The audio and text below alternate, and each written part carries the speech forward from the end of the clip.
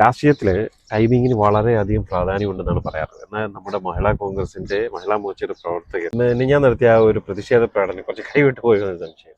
KSRTCയിലെ സൗജന്യ യാത്രയുമായി ബന്ധപ്പെട്ട് നടത്തിയ ആ ടിക്കറ്റില്ലാ യാത്ര സമരം ഇപ്പം BJPയുടെ കോർ കമ്മിറ്റിയിൽ തന്നെ വലിയ ചർച്ചയായിരിക്കുകയാണ്. സർക്കാർ അധികാരം ഏൽക്കുന്നതിന് മുമ്പ് ബസ്സിൽ കയറി ഞങ്ങൾക്ക് സൗജന്യ യാത്ര വേണമെന്ന് പറഞ്ഞ് ബഹളമുണ്ടാക്കിയ കുറച്ച് മഹിളാ മോർച്ച പ്രവർത്തകരുടെ നടപടിയെ മണ്ടത്തരം എന്നല്ലാണ്ട് വേറെ എന്താ പറയുക.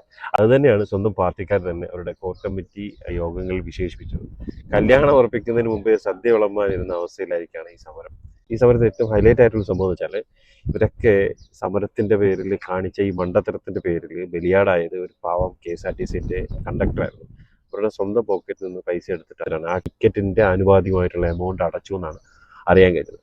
സർക്കാർ ഒന്ന് സത്യപ്രതിജ്ഞ ചെയ്യാൻ പോലും സമയം കൊടുക്കാതെ ആ സീറ്റിൽ കയറി ഇരുന്നിട്ട് അത് സൗജന്യ യാത്ര എന്ന് പറഞ്ഞ ഈ കോമാളിത്തരങ്ങൾ കാണിച്ച മഹിളാ മോർച്ച പ്രവർത്തകരുടെ വേഗത നമ്മൾ സമ്മതിച്ചു കൊടുക്കണം. എന്തായാലും പുറത്തുള്ളവർ ട്രോളുന്നതിനോടൊപ്പം സ്വന്തം പാർട്ടിയുടെ കോർ കമ്മിറ്റി പോലും ഇതിനെ തള്ളി പറഞ്ഞതോടുകൂടി നിങ്ങൾ എന്തിനോ വേണ്ടി സമരം ചെയ്യുന്നു, സമരം ചെയ്യാൻ വേണ്ടി സമരം ചെയ്യുന്നത് പോലെയാണ് ഞങ്ങൾക്ക് തോന്നിയത്.